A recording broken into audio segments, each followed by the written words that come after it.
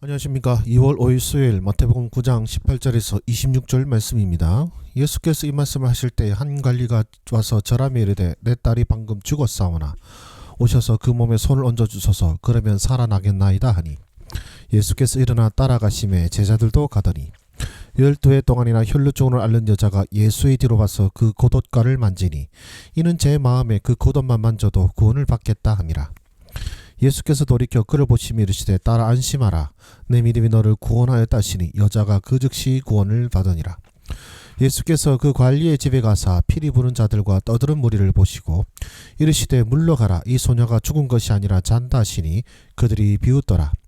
무리를 내보낸 후에 예수께서 들어가사 소녀의 손을 잡으심에 일어나는지라. 그 소문이 온 땅에 퍼지더라. 아멘. 한 관리가 죽은 딸을 살려달라고 예수님께 간청하였고 예수께서 그의 집으로 가셨습니다.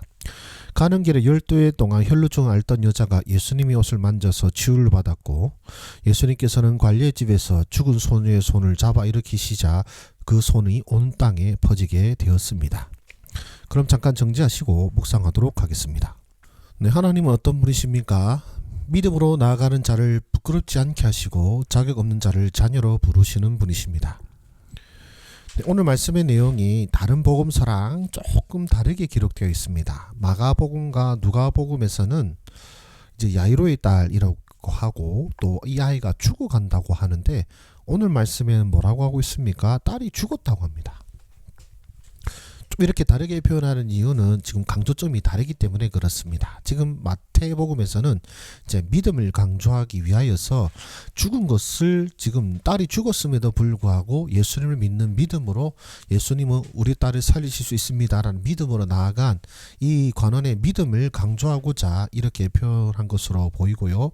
또한 이 혈루증 앓은 여인도 어떻습니까? 예수님이 이 여인이 예수님을 만지고 난 다음에 예수님께서 이 여인을 찾고 또 이 여인이 이제 자신의 그 예수님을 만진 사실을 고백하고 난 다음에 예수님께서 그 말씀을 하셨는데 여기서는 바로 예수님께서 그 여인의 믿음을 보시고 바로 그에게 이 딸 안심하라 이렇게 말씀하신 것처럼 표현하고 있는 것은 바로 믿음을 강조하기 위해서입니다. 이 혈루증을 앓은 여인과 그리고 죽은 딸을 살리실 것을 믿는 믿음을 가진 바로 믿음으로 하나님께 주님께 나아가는 자를 부끄럽지 않게 하시는 그 믿음의 놀라운 역사로 응답하시는 우리 주님을 말씀하고 있고 또한 자격 없는 자를 자녀로 부르시는 분이라고 한 것은 9장 22절을 보시면 이렇게 말씀하십니다. 예수께서 돌이켜 그를 보시며 이르시되 딸아 안심하라 내 믿음이 너를 구원하였다 하시니 여자가 그 즉시 구원을 받으니라 라고 말씀하고 있습니다.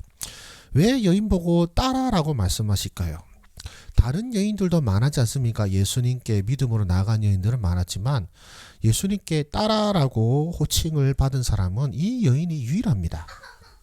그렇다면 왜 주님께서 이 혈루증 앓은 여인에게 딸아라고 말씀하셨냐면 원래 이 예수님의 옷을 만진다라는 것은 이제 정확하게 말하면 옷가에 있는 술을 말하는 것입니다. 옷가에 있는 술은 이제 유대인의 율법에 따라서 이제 구약 성경에 나와 있죠. 율법에 따라서 하나님과 그 사람과의 관계를 상징하기 때문에 유대인들은 모두가 다 이 겉옷에 술을 다 달고 있습니다.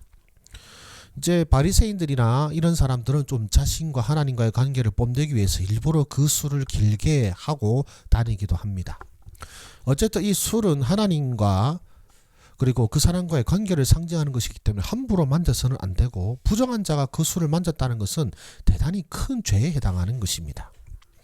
그렇기 때문에 이 여인은 사실 몰래 만진 것이죠. 몰래 만졌습니다. 누군가가 알게 되면은 이제 자기가 어쩌면 돌에 맞을 수도 있기 때문에 아주 위험한 일이기 때문에 또 사실 어느 누가 자신의 그 술을 만지라고 하겠습니까? 부정한 사람으로 하여금 절대로 그럴 수가 없기 때문에 이 여인은 그저 몰래 다가가서 만진 것입니다. 그러나 이런 율법에 따르면 이 옷가의 술을 허락 없이 만져도 되는 사람이 있습니다. 그게 누구냐면 바로 직계자손입니다. 바로 자녀를 말하는 것이죠. 지금 예수님께서는 이 여인이 내 믿음을 보시고 뭐라고 해주시는 것입니까? 딸아라고 말씀하시는 것입니다. 이 여인이 아마 자신이 예수님 옷가를 만졌다고 고백했을 때 주변 사람들은 다 아주 이 여인을 손가락질했을 것입니다. 어디 감히 이 부정한 여인이 예수님이 옷가를 만진단 말인가 하고 아마 손가락질하고 어차피 분위기가 아주 살벌했을지도 모릅니다.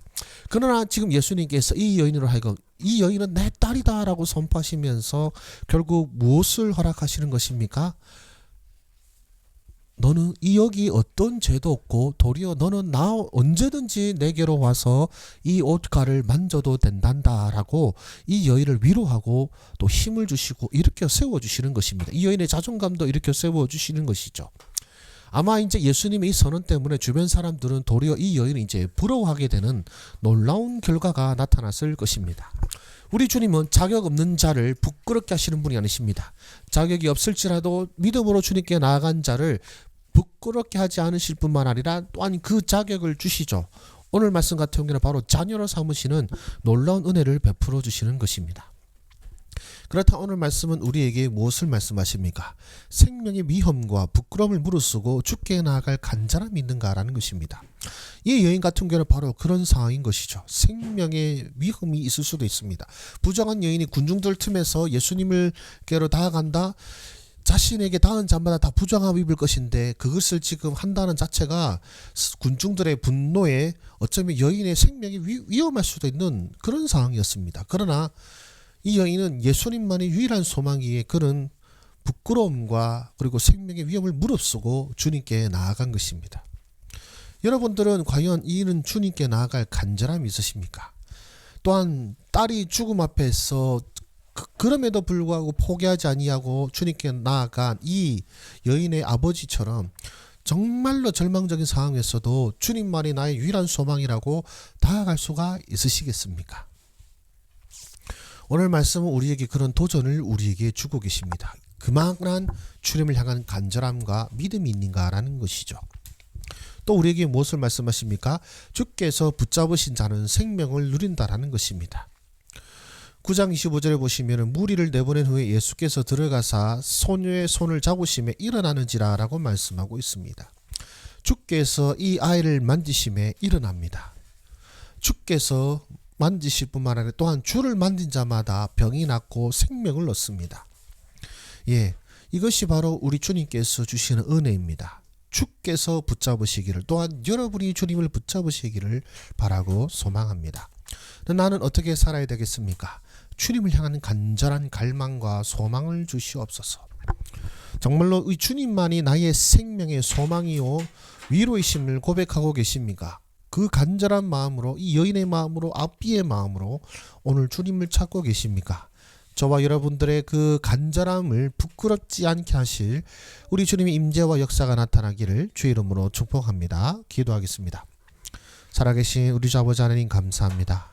주를 찾는 자마다 부끄럽지 않게 하시고 놀라운 역사로 응답하시는 우리 주님, 오늘도 우리가 그 은혜를 누리는 복된 삶을 날마다 누리는 우리의 삶 되게 하여 주시옵소서. 예수님의 이름으로 기도드립니다. 아멘. 감사합니다. 수고하셨습니다.